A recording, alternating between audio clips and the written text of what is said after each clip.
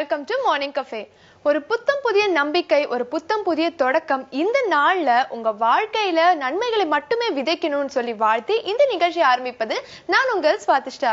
இந்த நாள் மட்டும் இல்லாம இனி வரப்போற எல்லா நாட்களுமே உங்களுக்கு ரொம்பவே இனிமையான நாளா அமையணும்னு உங்க எல்லாருக்கும் வாழ்த்துக்களை சொல்லி உங்க எல்லாரையும் நிகழ்ச்சிக்கு வரவேற்கும் நான் உங்கள் கண்மணி. கண்மணி, நம்ம செய்யற வேலையை ரொம்ப ரசிச்சு ரொம்ப இன்வால்வ்மெண்டோட நம்ம செஞ்சோம்னா கண்டிப்பா அதுக்கான பலன் இருக்கும், நம்மளுக்கான ஐடென்டிட்டியும் கிடைக்கும்ல. ஆமா சுவாதி, அதுக்கு பெஸ்ட் எக்ஸாம்பிள் இப்ப நம்மளே எடுத்துக்கோ. தினமும் ஷூட்டிங்க்கு வரோம், நம்முடைய வேலையை எவ்வளவு ரசிச்சு சின்சியாரிட்டியோட செய்யறோம். அதனால பாத்தீங்கன்னா இன்னைக்கு நம்ம பின்னாடி அத்தனை ஃபேன் ஃபாலோவர்ஸ். சரி சரி, ரொம்ப நம்மளை பத்தி நம்மளே பில்டப் கொடுக்கவே கூடாது. யாராவது கேட்டா கண்டிப்பா சிரிப்பாங்க. பட் நான் சொல்ல வர விஷயம் என்னன்னா, இவர் ஒரு ஸ்பெஷலான ஒருத்தர். இவர் பேர் மிஸ்டர் குமார். மிஸ்டர் குமார் என்ன சுவாதி, மிஸ்டர் பாரத் அளவுக்கு பில்டப் கொடுக்குற? யார் அவரு? நீ சோழிங்கநல்லூர் போயிருக்கியா? போயிருக்கேன், ரீசெண்டா கூட போனேன். சரி, சோழிங்கநல்லூருக்கும் குமாருக்கும் என்ன சம்பந்தம்? நீ சோழிங்கநல்லூர் போயிருந்தனா கண்டிப்பா அந்த சிக்னலை தாண்டாம வந்திருக்க மாட்டேன். சிக்னலை கிராஸ் பண்ணனா கண்டிப்பா இவரை மீட் பண்ணாம வந்திருக்கவே மாட்டேன். எஸ், இப்ப எனக்கு தெரிஞ்சிருச்சு நீ யாரை பத்தி பேசுறேன்னு. இந்த சோழிங்கநல்லூர் சிக்னல்ல இருக்கிற டிராபிக் போலீஸ் குமார், அவரை பத்தி தானே சொல்ற? எஸ், எக்ஸாக்ட்லி, நான் அவரை பத்தி தான் சொல்றேன். அவர் அங்க மட்டும் 22 வருஷம் டியூட்டில இருந்திருக்காரு. அவரோட முக்கியமான ஸ்பெஷாலிட்டி என்ன தெரியுமா? அவர் சாதாரணமா எந்த சிக்னலையும் காட்ட மாட்டாரா. அவர் ஒரு வித்தியாசமா ரொம்ப என்டர்டெய்னிங்கா தான் ஒரு விஷயத்தையுமே செய்வாராம். ஆமா சுவாதி, இவரை பத்தி சொல்லும் போதே ரொம்ப இன்ட்ரெஸ்டிங்கான ஒரு பர்சனா தான் இருப்பாருன்னு தெரியுது. ஆனா மத்த டிராபிக் போலீஸ்ல பாத்தீங்கன்னா ரொம்ப ஸ்ட்ரிக்டா இருப்பாங்க. சிக்னல் காட்டும் போது கூட அவ்வளவு சிரிச்சுக்கிட்டு அப்படிலாம் இருக்க மாட்டாங்க. பட் இவர் நீ சொல்லும் போது ஆல்மோஸ்ட் டான்ஸ் பண்ணிட்டு ஒரு என்டர்டெய்னராகவே அவர் மாறிட்டு ஒரு டிராபிக் போலீஸாவும் இருக்காரு. எதனால இவ்வளவு வித்தியாசமா செயல்படுறாரு? அது எதனால அப்படின்னு அவரே சொல்லியிருக்காரு. நிறைய பேர் போய் அவங்க கிட்ட கேட்டும் போது அவர் என்ன சொன்னாருன்னா, அந்த ஏரியா பத்தின அந்த சோழிங்கநல்லூர் சிக்னல் நிறைய ஆக்சிடென்ட்ஸ் நடக்குமா. முக்கியமா ஏன் ஆக்சிடென்ட்ஸ் நடக்குது? சிக்னல் ஒழுங்கா ஃபாலோ பண்ணாம, ரூல்ஸ் அண்ட் ரெகுலேஷன்ஸ் நம்ம ஒழுங்கா ஃபாலோ பண்ணாதனால தான் இந்த மாதிரி ப்ராப்ளம்ஸ் எல்லாம் வருது. சோ மக்கள் ஆல்ரெடி வெயில்ல ரொம்ப பிஸியா அங்க போய்கிட்டே இருப்பாங்க. அவங்க கிட்ட போய் நம்ம ஸ்ட்ரிக்டா இருந்து நம்ம ரொம்ப ஹார்ஷா பிஹேவ் பண்ணோம்னா அவங்க இருக்கிறதையும் கெட்டு போயிடும் இல்லையா, இருக்கிறதும் அவங்க நோட்டீஸ் பண்ணாம போயிடுவாங்க. சோ அதனாலதான் ஒரு சைன் இப்ப ஸ்டாப்னு காட்டும் போது ஏதாவது ஒரு என்டர்டெய்னிங்கா டான்ஸ் பண்ணி காட்டுறது, இல்லைன்னா ஒரு கிரீன் சிக்னல் காட்டும் போது வேற எதை மாதிரியாவது என்டர்டெயின் பண்ணி அவங்கள அவங்களோட கவனத்தை அட்ராக்ட் பண்ற அளவுக்கு எந்த மாதிரி விஷயங்கள்லாம் நம்ம செய்யலாம் அப்படின்ட்டு யோசிச்சு நான் ஒரு டிராபிக் போலீஸா மட்டும் இல்லாம ஒரு என்டர்டெய்னராவே இருக்கணும் அப்படின்ட்டு ஆசைப்படுறேன் அப்படின்னு சொல்லியிருக்காரு. அது மட்டும் இல்லாம அங்க யாராவது ரோட் கிராஸ் பண்றதுக்கு உதவி கேட்டாலோ, இல்ல யாராவது ஹேண்டிகேப்ஸ் யாராவது உதவி கேட்டாலோ மறக்காம செய்வேன் அப்படின்னு சொல்றாரு. வாவ், சூப்பர்ல ஸ்வாதி. நிஜமாவே நம்ம எல்லாருக்குமே மிகப்பெரிய இன்ஸ்பிரேஷனா தான் இவர் இருக்காரு. இவரை மாதிரி எல்லாருமே கடமை உணர்ச்சியோட மாறிட்டோம்னு வச்சுக்கோங்க, கண்டிப்பா அதுக்கான பலனையும் நம்ம அனுபவிப்போம். சோ இது என்ன தெரியுதுன்னு பாத்தீங்கன்னா, காவல்துறை மக்களின் நண்பன் அப்படிங்கறத குமார் மறுபடியும் ப்ரூவ் பண்ணிட்டாரு. சோ இவரை மாதிரியே நம்ம எல்லாருமே கடமையோட செயல்பட ஆரம்பிச்சோம்னா நம்ம நாடும் சிங்கப்பூர் மாதிரி மாறிடும் இல்லையா? Yes, exactly. சோ இப்ப மார்னிங் கஃபேல அடுத்ததா ஒரு அழகான யோகாசனம் பார்த்துட்டு வந்துடலாம்.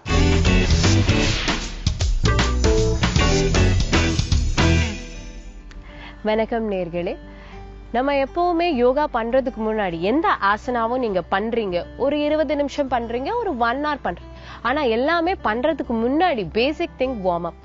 வார்ம் அப் அப்படின்னா என்ன? உங்க பாடி ரொம்பவே ரெஸ்ட்ல இருக்கும். ஸோ வார்ம் அப் பண்ணும்போது என்ன ஆகும்னா, உங்க பாடியில கொஞ்சம் ஹீட் ஜென்ரேட் ஆகும். அந்த மாதிரி ஒரு சூடு ஏற்படும் போது உங்க தசைகள் கொஞ்சம் வேலை பண்றதுக்கு ரெடி ஆகும். உங்க பிரெயினுக்கும் நான் இந்த பாடி இந்த மாதிரி ஒன்று பெர்ஃபார்ம் பண்ண போகுதுன்னுட்டு ஒரு சிக்னலும் காட்டும். ஸோ வார்ம் அப் ரொம்பவே முக்கியம். ஸோ இந்த வாட்டி என்ன வார்ம் அப் பண்ணலாம்? ஃபர்ஸ்ட், உங்க சமண காலையே கொஞ்சம் விரிஞ்சாப்புல போட்டுக்கணும். சோ சமண காலையே கொஞ்சம் விரிஞ்சாப்புல போடணும்னா நார்மலி இப்படி மடக்கிட்டு உட்காருவோம் இல்லையா? இந்த மாதிரி மடக்காம கொஞ்சம் அதை ஸ்ப்ரெட் பண்ணி விடணும். இந்த மாதிரி ஸ்ப்ரெட் பண்ணும்போது நார்மலி என்ன ஆகணும், கொஞ்சம் மார்பு பகுதியை புஷ் பண்ணி பாருங்க. உங்க அழகா உங்க தொடையும் முட்டி பகுதியும் கரெக்டா உங்களோட தரையில பதியறதுக்கு தான் இந்த மாதிரி ஒரு ஆசனா. சோ நார்மலி ஒரு கையை, ரைட் கை இப்போ ரைட் முட்டி மேல வச்சிங்கன்னா கொஞ்சம் புஷ் பண்ணி பாருங்க. ஆல்ரெடி இருக்குதுன்னா பிரச்சனை இல்லை, போகாத நிலையில கொஞ்சம் அப்லிஃப்டடா இருந்தா மெதுவா புஷ் பண்ணி பாருங்க. புஷ் பண்ணும்போது ஞாபகம் வச்சுக்கோங்க, உங்க முதுகு தண்டு ஸ்ட்ரெயிட்டா இருக்கணும். மூச்சு உள்ள வெளியே எடுக்கிறது ரொம்ப முக்கியம். வாய்க்குள்ள இருந்து மூச்சு இழுக்காதீங்க. எப்பவுமே வாய்க்குள்ள மூச்சு நீங்க இழுக்கும் போது உங்களோட வயிறு கொஞ்சம் அதுல ஏர் போகும்போது நீங்க ரொம்ப டயர்டா தான் ஃபீல் பண்ணுவீங்க. சோ 2 பக்கமும் புஷ் பண்ணிட்டு மெதுவா நீங்க கீழே போகிறதுக்கு ட்ரை பண்ணுங்க. கீழே போகும்போது இப்படி போகாதீங்க, உங்க கை எப்படி இருக்கு? அப்போ உங்களோட மார்பு பகுதியை மெதுவா கீழே இறக்கி அண்ட் மெதுவா தரைய தொடறதுக்கு ட்ரை பண்ணு. தொடாத பட்சத்துல முன்னாடி பாருங்க. மூச்சு உள்ள வெளியன்றது கான்செப்ட் எப்பவுமே ஞாபகம் வச்சுக்கோங்க. அண்ட் மெதுவா எழுந்துக்கோங்க. இந்த மாதிரி முன்னாடி பின்னாடி போயிட்டு வந்து மூச்சு உள்ள வெளியே வாங்கும்போது உங்களோட கீழ் இடுப்பு பகுதி பேஸ் அண்ட் உங்க தொடைக்கு ஒரு நல்லாவே சூடு கொஞ்சம் ஏற்படும். இதுக்கப்புறமா செய்யற எந்த யோகா ஆசனாவும் இருந்தாலும் உங்களுக்கு இந்த பகுதியில இருந்து வலி தெரியறது ரொம்பவே குறைவா இருக்கும். சோ இப்போ நம்ம பண்ண போற ஆசனா ஜானுஷீர்ஷாசனா. சோ ஜானுஷீர்ஷாசனா எப்படி பண்ணலாம்னு பார்க்கலாம். மெதுவா உங்க சைட், அதாவது உங்க லென்த், பாடிக்கும் உங்க யோகாவோட மேட்டோட லென்த் பிரகாரமா நீங்க உட்காந்துக்கோங்க. சோ மெதுவா இப்படி உட்காரும் போது உங்க ஒரு கால் மட்டும் இந்த மாதிரி ஸ்ட்ரெயிட்டா உட்கார்ந்தீங்கன்னா மெதுவா ஒரு கால் மட்டும் சைடு, அதாவது தொட பகுதியில இது பதிகிற மாதிரி பார்த்துக்கிட்டு எப்பவுமே ஞாபகம் வச்சுக்கோங்க. இந்த மாதிரி உட்காரும் போது உங்களோட முதுகு பகுதி எப்பவுமே பின்னாடி போகும். வெரி காமன், எல்லாருக்குமே அந்த மாதிரி ஆகும்.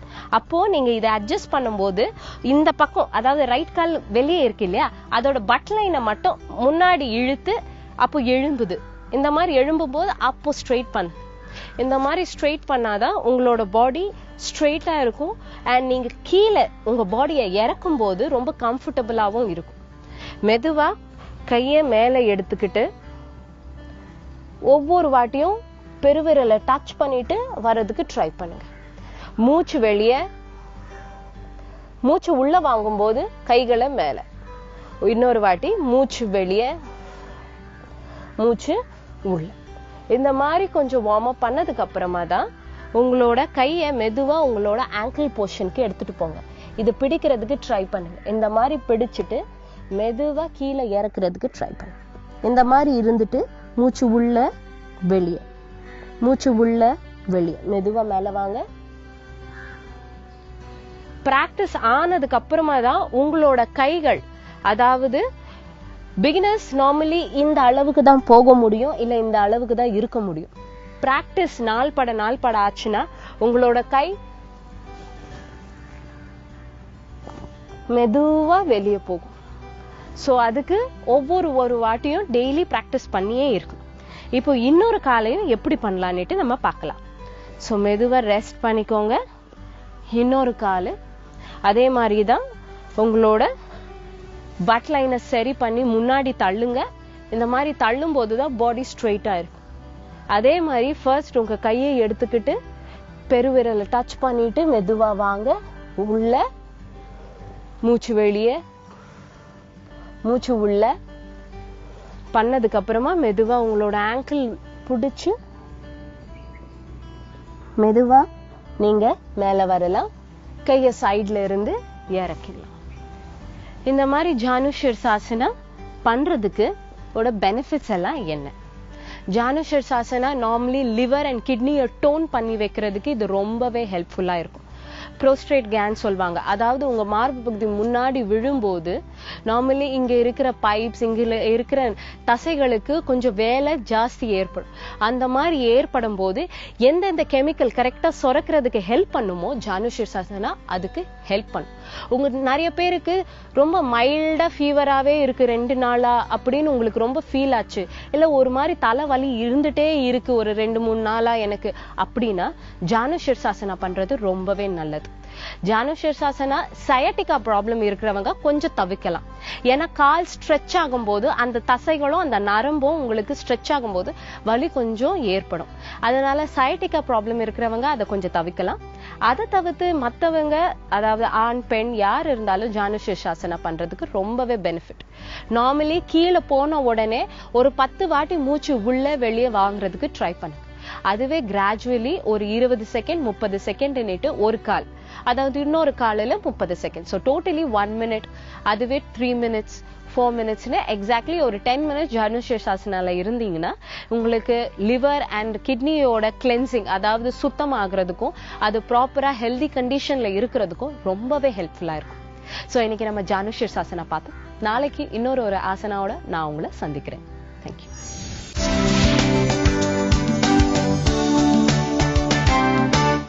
Welcome back to morning cafe. Swathi, நம்ம எல்லாருமே இப்ப வரைக்கும் பொக்கிஷமா கன்சிடர் பண்ணிட்டு இருக்கிற விஷயம் என்னன்னு பாத்தீங்கன்னா நம்மளுடைய சின்ன வயசு ஞாபகங்கள் தான் இல்லையா? ஆமா கண்மணி, சின்ன வயசுல நம்மளோட விளையாட்டுத்தனத்தை நினைச்சு இப்ப கூட நம்ம வந்து சிரிச்சுக்கிட்டு தான் இருப்போம்.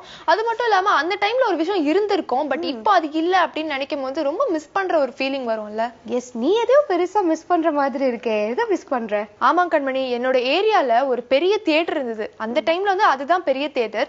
சோ வீக்கெண்ட் ஆனா நாங்க அங்க போய் படம் பார்ப்போம். பட் இப்போ வந்து அது மண்டபமா மாத்திட்டாங்க. சோ அந்த டைம் அந்த ஏரியா பக்கம் நம்ம போகும்போது அந்த பழைய மெமரிஸ் எல்லாம் வந்துகிட்டே இருக்கும். நாங்க படம் பார்த்தது, வீக்கெண்ட் வெளியே போனது, அதெல்லாம். சோ இப்ப அந்த கல்யாண மண்டபம் பார்க்கும்போது உனக்கு அந்த பழைய தியேட்டர் ஞாபகம் எல்லாம் வந்துருச்சுல. உனக்கு வந்த மாதிரியே செஞ்சி பக்கத்துல இருக்கக்கூடிய ஒரு ஊர்ல ஒரு பெரியவர் இருந்திருக்காரு. அவருக்கும் பழைய ஞாபகம் வந்திருக்கு. ஆனா அந்த பழைய ஞாபகம் அவரை சமூக செய்ய வச்சிருச்சு. சமூக சேவை செய்ய வச்சிருக்கா? பழைய ஞாபகம் வந்து ஒரு மெமரி மாதிரி இருக்கும், பட் அது சமூக சேவை செய்ய வச்சிருக்குன்னா ரொம்ப வித்தியாசமான ஒரு விஷயமா இருக்கு. ஆக்சுவலி செஞ்சி நகராட்சி இருக்குல்ல, அந்த நகராட்சியில பாத்தீங்கன்னா நிறைய பழைய மண்டபங்கள், குளங்கள் எல்லாம் இருக்கும். சோ இதெல்லாம் யாரு கட்டி வச்சுட்டு போனதுன்னு பாத்தீங்கன்னா அந்த காலத்துல செஞ்சி ஆண்ட ராஜாக்கள் கட்டி வச்சுட்டு போனது. அப்போவே நிறைய ஹிஸ்டாரிக்கல் மான்யூமெண்ட்ஸ் எல்லாம் இருக்குல்ல, அதெல்லாம் நம்மளுக்கு யூஸ்ஃபுல்லா தான் இருக்கும். சோ கண்டிப்பா ராஜாக்கள் கட்டி வச்சிருக்காங்கன்னா அது நம்மளுடைய பர்பஸ்க்காக நம்மளுக்கு யூஸ்ஃபுல்லா இருக்குங்கிறதுனால தானே. எஸ், கரெக்டா சொன்ன. அதோட பர்பஸ் என்னன்னு பாத்தீங்கன்னா நமக்கு ஹெல்ப்ஃபுல்லா இருக்கணும் அப்படிங்கிறது தான்.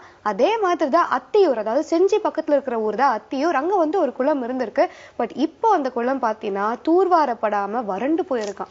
இந்த மாதிரி ரிசோர்சஸ் எல்லாம் நம்ம கண்டுக்காம விடுறதுனால தான் இப்போ உட்காந்து நம்ம ரொம்பவே கஷ்டப்படுறோம். எஸ், இப்ப நீ கஷ்டப்படுற மாதிரியே தான் அங்க இருக்கக்கூடிய பாண்டுரங்கன் அப்படிங்கிற ஒரு பெரியவரும் கஷ்டப்படுறாரு. ஆனா அவர் கஷ்டப்படுறதோட மட்டும் நிறுத்திடாம அவரே இறங்கி வேலை செய்ய ஆரம்பிச்சிட்டாருன்னா பாத்துக்கோயேன். ஐயோ, என்ன செய்யறாரு அவரு? ஆக்சுவலி அந்த பெரியவர் அந்த குளத்து நீரை தான் குடிச்சு வளர்ந்திருக்காரு.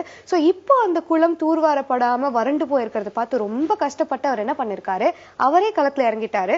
தினமும் வந்து 3 மணி நேரம் யாரோட ஹெல்ப்போ இல்லாம சிங்கிள் ஹேண்டட்லி தூர்வார ஆரம்பிச்சிருக்காரு. சோ இவருடைய கடின உழைப்பை பார்த்து அந்த ஊர் மக்கள் இப்போ என்ன ஃபீல் பண்றாங்கன்னா, கவர்மெண்ட் ஹெல்ப் பண்ணுச்சுன்னா கண்டிப்பா இந்த மிகப்பெரிய ப்ராசஸ சீக்கிரமாவே முடிச்சிடலாமே அப்படின்னு சொல்லிட்டு கவர்மெண்டோட ஹெல்ப்காக காத்துட்டு இருக்காங்க. சூப்பர்யா, பாண்டுரங்கன் மாதிரி ஒரு சில பேர் இருக்கிறதுனால தான் இப்போ வரைக்கும் நம்மளோட ரிசோர்ஸ் வந்து காப்பாற்றப்படுது அப்படின்னே சொல்லணும். அண்ட் இதே மாதிரி பாண்டுரங்கன் மாதிரி ஒரு இன்ஸ்பிரேஷனா எடுத்துக்கிட்டு நம்ம யங்ஸ்டர்ஸும் நம்மளுடைய வாட்டர் ரிசோர்சஸ் எல்லா ரிசோர்ஸையுமே சேஃப்கார்ட் பண்றதுக்கான முயற்சிகளை நம்ம இறங்கணும். சரி, இப்போ நம்மள எப்படி பாதுகாத்துக்கிறது அப்படின்னு தெரிஞ்சுக்கணும்னா கண்டிப்பா ஒரு மார்ஷல் ஆர்ட்ஸ் பார்க்கணும். சோ பார்த்துட்டு வந்துடலாம்.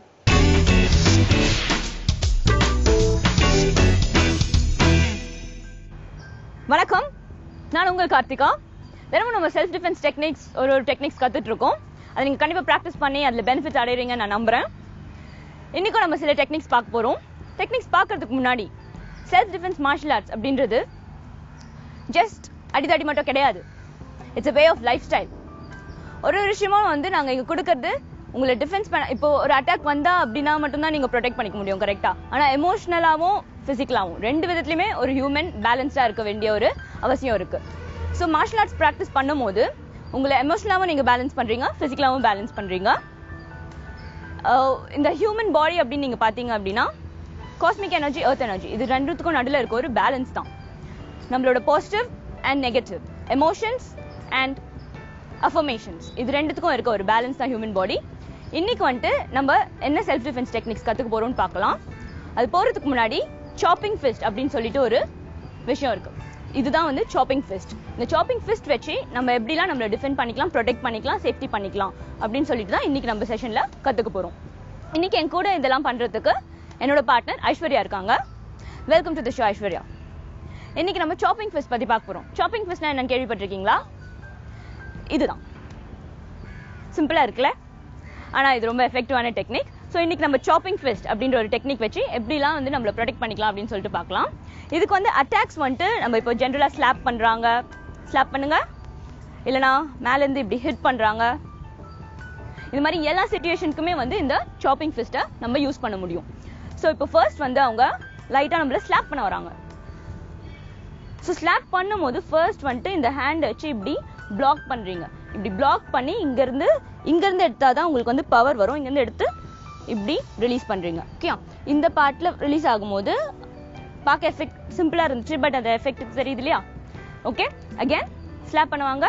ஸோ இங்க பிளாக் பண்றீங்க, பிளாக் பண்ணிட்டு இங்க அப்படியே சாப் பண்றீங்க. எஸ், இங்க சாப் பண்ணும் போது இந்த ஹேண்டை வந்து அவங்களால திருப்பி எடுத்து அதுக்கு மேல அட்டாக் பண்ண, இந்த ஹேண்ட் வச்சு இப்போ அட்டாக் பண்ண வந்த ஹேண்டை வச்சு அவங்களால திருப்பி வந்து நம்மள அட்டாக் பண்ண முடியாது.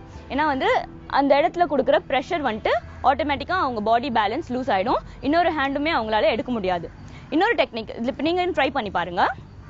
ஸ்லாப் பண்ண வரேன், பிளாக் பண்றீங்க, இப்போ சாப் பண்றீங்க.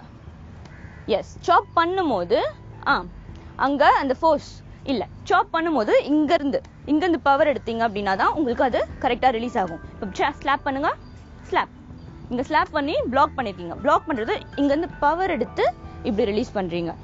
ஓகே, சோ இந்த சாப்பிங் பிராக்டிஸ் பண்ணும்போது ஒரு லெவலுக்கு மேல நீங்க பிரஷரை பிராக்டிஸ் பண்ணும்போது இன்க்ரீஸ் பண்ணாதீங்க. பஞ்ச் பேக்லயோ இல்லனா வந்து கிட்ஸ்லயோ அந்த மாதிரி வந்து நீங்க இந்த ஃபோர்ஸ் கொடுத்து பிராக்டிஸ் பண்ணலாம். பட் ஹியூமன் கிட்ட பண்ணும்போது கேர்ஃபுல்லா பண்ணுங்க. ஏன்னா நம்ம இது ப்ரொடெக்ஷனுக்காக தான் கத்துக்கிறோம். சிச்சுவேஷன் வரும்போது நீங்க இதை அப்ளை பண்ணிக்கலாம். இப்போ நெக்ஸ்ட் வந்து பாத்தீங்கன்னா இதே சாப் பண்றாங்க, சாரி ஸ்லாப் பண்றாங்க. இங்க மிஸ் பண்றீங்க, இங்க மிஸ் பண்ணி இங்க எடுத்து இங்க ரிலீஸ் பண்றீங்க. ஓகே, again யா. சோ இப்போ இந்த டெக்னிக் நீங்க பாத்தீங்க இல்லையா, இதை இன்னும் கொஞ்சம் ஸ்லோவா பார்க்கலாம். again வா, இங்க அட்டாக் பண்ண வராங்க, இங்க மிஸ் பண்றீங்க, இங்க மிஸ் பண்ணி இந்த இடத்துல இருந்து பவர் எடுத்து இங்க சாப் பண்றீங்க. ஓகே, சோ இப்போ மிஸ் பண்ணும்போதே இந்த பாடி வந்துட்டு அந்த அட்டாக்ல இருந்து நீங்க வந்துட்டு உங்களை அவே கொஞ்சம் தள்ளி வந்துட்டீங்க.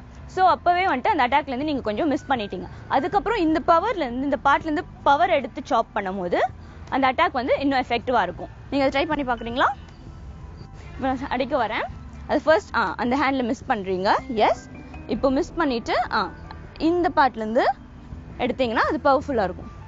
S, okay. இந்த பவர் எடுக்கும் போது இங்க இப்படி வரும், இந்த பவர் ரிலீஸ் இப்படி வரும். ஓகே, சோ இந்த டெக்னிக்கும் நீங்க வந்து அப்ளை பண்ணிக்கலாம். இன்னும் ஒரே ஒரு டெக்னிக், நெக்ல எப்படி சாப் பண்றது அப்படின்னு சொல்லிட்டு பார்க்கலாம். அடிங்க, இங்க ஸ்லாப் பண்றீங்க, இந்த பார்ட்ல இருந்து இங்க ஃபோர்ஸ் எடுத்து இப்படி ரிலீஸ் பண்றீங்க. ஓகே, சோ இந்த பார்ட்ல எடுக்கும் போது இங்க கட் பண்ணி இப்படி ரிலீஸ் பண்றீங்க. இதுதான் ஃபோர்த் டெக்னிக். சோ இப்போ சாப்பிங்ல அப்படின்னு சொல்லிட்டு பாத்தீங்கன்னா ஒன்னு வந்துட்டு நம்ம ரைட் ஹேண்ட், லெஃப்ட் ஹேண்ட், அதுக்கப்புறம் நெக்ல சாப், மிஸ் பண்ணி எப்படி சாப் பண்றது அப்படின்னு சொல்லிட்டு பார்த்தோம். ஐஸ்வர்யா, அது நீங்க இப்போ ட்ரை பண்ணி பாருங்க. ஓகே, ஃபர்ஸ்ட் வந்து ஸ்லாப் பண்றேன், இங்க ரைட்ல வந்து என்ன அட்டாக் பண்றீங்க. எஸ், சோ அது அட்டாக் பண்ணும்போது அந்த பவர் அங்க ஒரு press.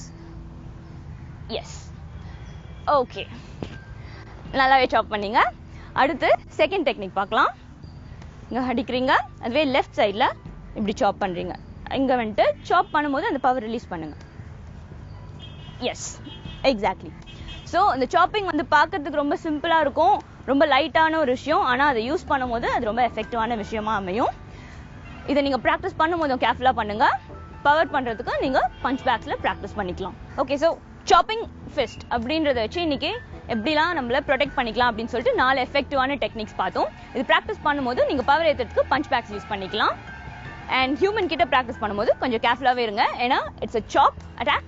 So be protective and be safe. Martial ஆர்ட்ஸ்ன்றது உங்களை ப்ரொடெக்ட் பண்ணிக்கிறதுக்கு தான், யாரையும் அட்டாக் பண்றதுக்கு கிடையாது. அண்ட் பிராக்டிஸ் பண்ணும்போது இது உங்க ஃபிட்னஸையும் இன்க்ரீஸ் பண்ணுது. ஸோ சேஃபா பிராக்டிஸ் பண்ணுங்க. இன்னும் சில டெக்னிக்ஸோட நாளைக்கு செஷன்ல உங்களை பார்க்கலாம். நன்றி, வணக்கம்.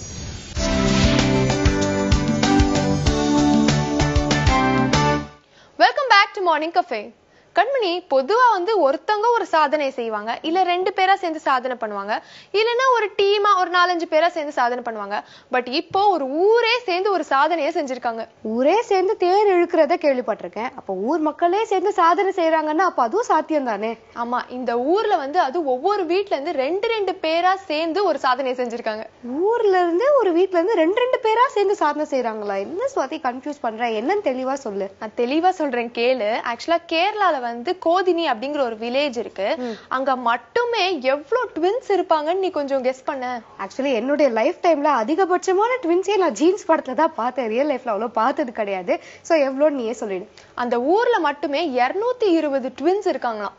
220 ட்வின்ஸ் ஒரே ஊர்ல? என்ன சொல்ற?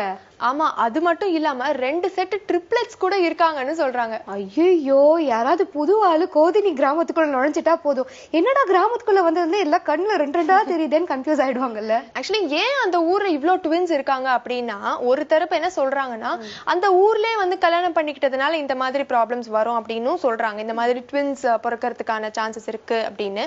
பட் நிறைய பெண்கள் வந்து வெளி ஊர்லயும் கல்யாணம் பண்ணிட்டு போயிருக்காங்க, ரொம்ப டிஸ்டன்ட்லயும் போயிருக்காங்க. பட் அவங்களுக்குமே வந்து ட்வின்ஸ் ட்வின்ஸ் தான் பிறந்திருக்கான். சோ இது என்னடா இப்படி நடக்குது அப்படின்னு ரிசர்ச் பண்ணி பார்த்ததுல ஒரு ஸ்லைட் கெஸ்ஸிங் என்னன்னா அந்த ஊர் தண்ணியில வந்து நிறைய கெமிக்கல்ஸ் மிக்ஸ் ஆயிருக்கான். சோ அதை வந்து அவங்க சின்ன வயசுல இருந்தே இன்டேக் பண்ணதுனால இந்த மாதிரி ட்வின்ஸ் பிறக்குது அப்படின்னு சொல்றாங்க. ஓ, இப்படி ஒரு காரணம் இருக்கும் அதுக்கு பின்னாடி. ஆக்சுவலி ஸ்வாதி, நம்ம 2 பேர் கூட ட்வின்ஸா பிறந்திருந்தா நல்லா இருந்திருக்கும். நம்மளுடைய ட்வின் சிஸ்டரை எங்க ஷூட்க்கு அனுப்பிட்டு நம்ம ஜாலியா ஷாப்பிங் அப்படி இப்படின்னு ஊர் சுத்தி பார்க்க போயிருக்கலாம். ஸோ நல்ல இன்ஃபர்மேஷன் கொடுத்துருக்க. இந்த இன்ஃபர்மேஷனோட ஒரு நல்ல பகுதி காத்துட்டு இருக்கு, அதை பார்த்துட்டு வந்துடலாம்.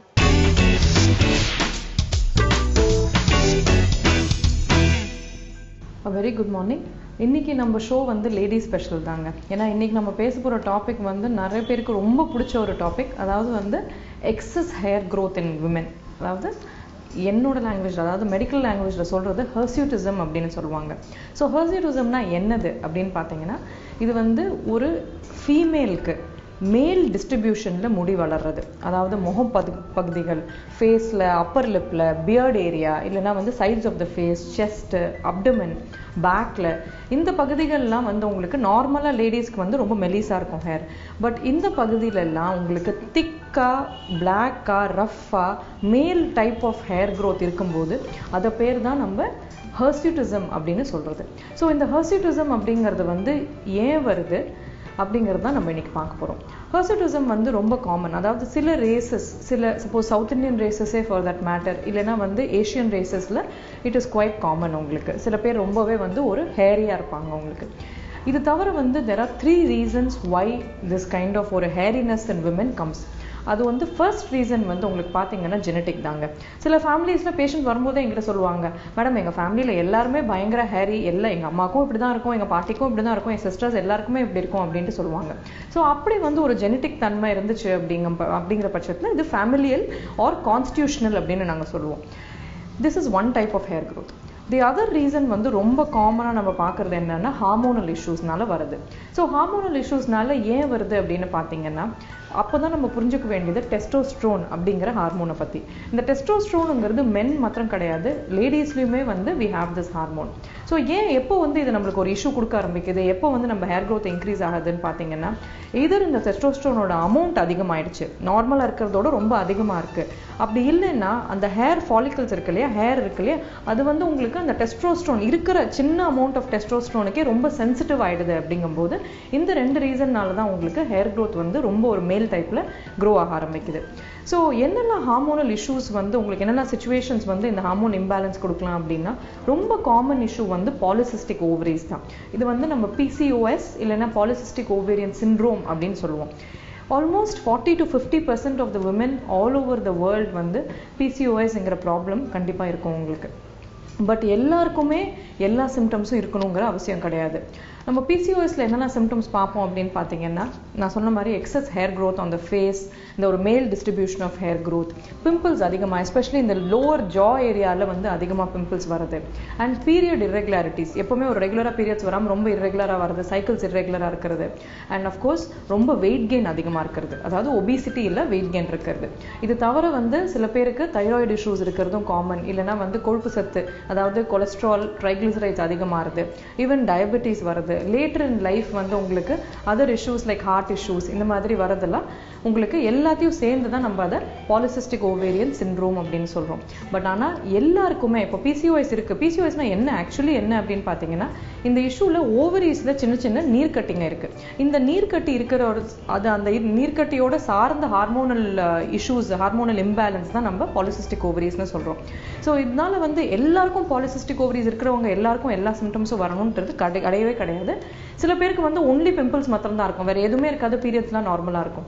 சில பேருக்கு ஒன்லி ஹேர் க்ரோத் வந்து ஒரு மாதிரி ரொம்ப திக் ஹேரா இருக்கும். But some girls have also இந்த பீரியட் இர்ரெகுலாரிட்டிஸும் இருக்கலாம். ஸோ ஒரு PCOS ஒரு பாலிசிஸ்டிக் ஓவேரியன் சிண்ட்ரோம்ங்கும் போது அந்த அமௌண்ட் ஆஃப் ஹார்மோனல் இம்பேலன்ஸ் எவ்வளோ அதிகமாக இருக்கோ அதுக்கு சார்ந்த சிம்டம்ஸ் வந்து கம்மியாவோ அதிகமாகவோ இருக்கலாம். ஸோ இந்த PCOSங்கிறது very common reason for excess hair on the face and body. இந்த பாலிசிஸ்டிக் ஓவரிஸை தவிர இப்போ வேற என்ன ரீசன்ஸ் இருக்கலாம் அப்படின்னு பார்த்தீங்கன்னா, இந்த டெஸ்டோஸ்ட்ரோனுங்கிற ஹார்மோன் சொன்னேன் இல்லையா, சில டைம்ஸ் என்ன ஆகும், சம் பார்ட்ஸ் ஆஃப் அவர் பாடியில் இந்த டெஸ்டோஸ்ட்ரோன் சுரக்கிற கட்டிங்க உருவாகலாம், தானாக உருவாகலாம். அதனால வந்து உங்களுக்கு டெஸ்டோஸ்ட்ரோன் லெவல் அதிகமாயிட்டே போகும். பட் அந்த ஒரு இஷ்யூ வருது, ஒரு கட்டி இருக்குது, அது டெஸ்டோஸ்ட்ரோன் ப்ரொடியூஸ் பண்ணுது அப்படிங்கும்போது அதோட just not hair growth, hair வந்து எக்ஸஸாக ஆகிறதோட தவிர அதர் மேல் டெண்டன்சிஸ், வாய்ஸ் வந்து ரொம்ப திக்காக ஆரம்பிக்கும், மேல் வாய்ஸ் மாதிரி ஆக ஆரம்பிக்கிறது. ரெண்டாவது வந்து உடம்பு பெருமானம் அதிகமாகிறது, ஒரு male kind of muscle mass add ஆகிறது, ஹைட் வருது. ஸோ அவங்கள பார்த்தாலே ரொம்ப ஒரு மாஸ்குலைனாக இருப்பாங்க பார்க்கறதுக்கு. ஸோ இந்த மாதிரி இஷ்யூஸ், அதோட சேர்ந்து பீரியட் இரெகுலாரிட்டிஸும் வருது. ஸோ இந்த மாதிரி இஷ்யூஸும் வந்து இந்த ஒரு சுச்சுவேஷன், அதாவது டெஸ்டோஸ்டரோன் சுரக்கிற ஒரு கட்டி இருக்கும்போது இந்த மாதிரி இஷ்யூஸ் அதிகமாக வரது உண்டு. இதெல்லாம் தான் உங்களுக்கு reasons of why hormonal imbalance வருதுன்ட்டு. இது தவிர சில பேர் ரொம்ப ஒரு ஒபீஸாக இருக்காங்க, வெயிட் ரொம்ப ஆட் பண்றாங்கன்னா அவங்க அப்டாமினல் ஃபேட்டே வந்து ஹார்மோனா கன்வெர்ட் ஆகி அதுவுமே வந்து எக்ஸஸ் ஹேர் growth கொடுக்க சான்ஸ் இருக்கு. தைராய்டு இஷ்யூஸ் இருக்கிறவங்களுக்கும் சம்டைம்ஸ் வந்து திக் ஹேர் இருக்கிற சான்சஸ் இருக்கு. ஸோ இதெல்லாம் வந்து உங்களுக்கு ஹார்மோனல் இம்பேலன்ஸ்னால வருது. Last but very uncommon cause என்னன்னு பார்த்தீங்கன்னா உங்களுக்கு மெடிசன்ஸ். சில பேர் வந்து உங்களுக்கு மெடிக்கலியே வந்து அவங்களுக்கு ரொம்ப long duration of steroids, asthmatics for instance, இல்லைன்னா வந்து ஸ்டெராய்டு ஹார்மோன் உடம்புல சுரக்காததுனால எக்ஸ்ட்ரா ரீப்ளேஸ்மெண்ட் கொடுக்குற ஒரு சுச்சுவேஷன் வரும்போது அவங்க வந்து ஸ்டெராய்ட்ஸ் ரொம்ப லாங் டேர்ம் எடுக்கிறவங்க அப்படிங்கும்போது கூட சம்டைம்ஸ் வந்து ஹேர் growth அதிகமாகும். இன்னொரு ரொம்ப காமன் இஷ்யூ என்னன்னு பார்த்தீங்கன்னா அதாவது இந்த ஃபார்மசியில் ஏற்கனவே நிறைய வாட்டி சொல்லியிருக்கேன் நான், பட் ஃபார்மசியில் வந்து போயிட்டு நீங்கள் சும்மா ஒரு ஃபேர்னஸ் க்ரீம் கொடுங்க, எனக்கு லைட்டனிங் க்ரீம் கொடுங்க அப்படின்னு கேட்கும்போது நீங்கள் வந்து அவங்க சில க்ரீம்ஸ் வந்து உங்களுக்கு காம்பினேஷன் ஸ்டெராய்ட்ஸோட இருக்கிற க்ரீமை வந்து உங்களுக்கு தூக்கி கொடுத்துருவாங்க ஃபார்மசியில். இதை வந்து நீங்கள் கண்டிப்பாக நிறுத்த வேண்டிய விஷயம். And please don't by any thing across the pharmacy without your doctors prescription. Okay, ஏன்னா வந்து இந்த க்ரீம்ஸை வந்து ரொம்ப நாள் அப்ளை பண்ணுறதுனால ஒரு சைட் எஃபெக்ட் வந்து excess hair growth on the ஃபேஸும் இருக்கலாம். So please be careful about what you use on the face. இதெல்லாம் தான் வந்து commonly reasons for excess hair growth.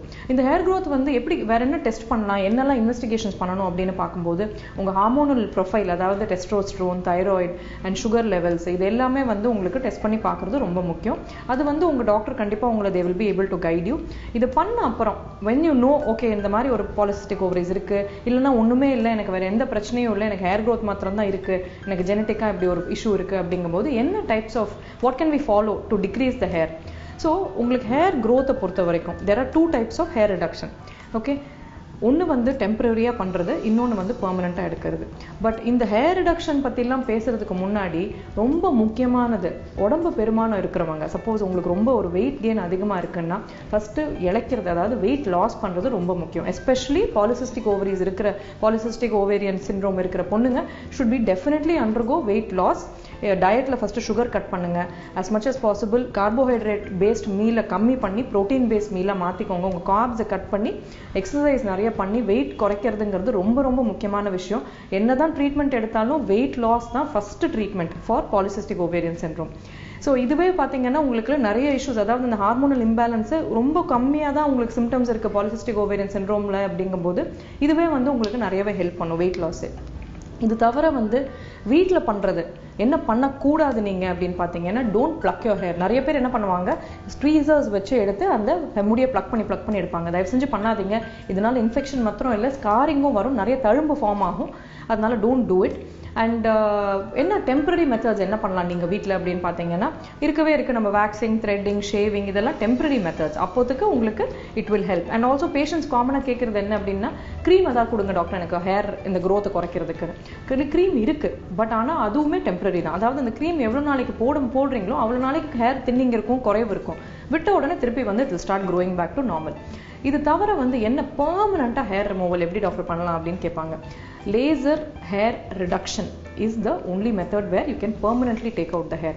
அது என்ன, இப்போ ஃபர்ஸ்ட் எல்லாம் வந்து லேசர் ஹேர் ரிமூவல்னு சொல்லிட்டு இருந்தது, இப்போ லேசர் ஹேர் ரிடக்ஷன் சொல்ல ஆரம்பிச்சிட்டாங்க. அது ஏன் அப்படின்னு பார்த்தீங்கன்னா, இந்த லேசர் ஹேர் ரிடக்ஷன்லையுமே 85% ஆஃப் த ஹேர் வந்து போயிடும். அண்ட் இது ஒரு சிட்டிங்கில் பண்ண முடியாது. டெஃபினெட்லி 6 to 8 சிட்டிங்ஸ்ங்கிறது மினிமம் யாருக்கு வேணா தேவை இருக்கும் உங்களுக்கு. அதுவும் இந்த பாலிசிஸ்டிக் ஓவரிஸ் அந்த மாதிரி இஷ்யூஸ் இருக்கிறவங்களுக்கு almost double the number of sittings sometimes தேவை இருக்குது. ஏன்னா அந்த ஹேர் வந்து ரொம்ப ரெசிஸ்டண்ட்டாக இருக்கும் உங்களுக்கு. அந்த எவ்வளோதான் லேசர் வச்சு நம்ம வந்து அதை ரெடியூஸ் பண்ண ட்ரை பண்ணாலும் ரொம்ப ரெசிஸ்டன்ஸ் இருக்கும். கொஞ்சம் வந்து ரொம்ப லாங் டியூரேஷனில் நம்பர் ஆஃப் சிட்டிங்ஸ் அதிகமாக தேவை இருக்கலாம். எப்படி இந்த லேசர் ஹெல்ப் ஆகுது அப்படின்னு பார்த்தீங்கன்னா, நம்ம முடிக்குள்ள அந்த கருப்பாக இருக்கிற பிக்மெண்ட் பேர் மெலனின். அந்த மெலனினை வந்து டார்கெட் பண்ணி அந்த முடி கண்ணை வந்து அழிச்சிடுது. ஸோ எவ்ரி சிட்டிங் நீங்கள் வரும்போது, சப்போஸ் ஒன்ஸ் அ மந்த் ஒரு சிட்டிங் வர வேண்டியிருக்கும் அப்படிங்கிற பட்சத்தில் அந்த ஒன்ஸ் அ மந்த் நீங்கள் வரும்போது நீங்கள் எவ்ரி சிட்டிங்க்கு அந்த ஹேர் வந்து திக்காக இருக்கிற ஹேர் கொஞ்சம் கொஞ்சமாக மெலிஸ் ஆகிட்டே போகும். ஒரு பர்டிகுலர் ஒரு 3 or 4 சிட்டிங்ஸ், ஒரு 5 சிட்டிங்ஸ் கழிச்சு அந்த முடியே வந்து ஃபுல்லாக காணாமல் போயிடும் உங்களுக்கு. பட் ஈவன் இந்த லேசர் ஹேர் ரிடக்ஷனில் கூட சில ஹேர்ஸ் கொஞ்சம் ரெசிஸ்டண்ட்டாக இருக்கிற சான்ஸ் இருக்குது. இருக்கு, எஸ்பெஷலி ஹார்மோனல் இம்பேலன்ஸ் இருக்கிறவங்களுக்கு. அந்த மாதிரி பேஷண்ட்ஸ்க்கு கொஞ்சம் வந்து maintenance therapy once a year or twice a year வந்து லேட்டர் இன் லைஃப் தேவை இருக்கிற சான்சஸும் உண்டு. ஸோ இதெல்லாம் பண்ணி you can reduce your hair, you can have a solution for excess hair growth on the face. I hope this has helped you today. Have a nice day.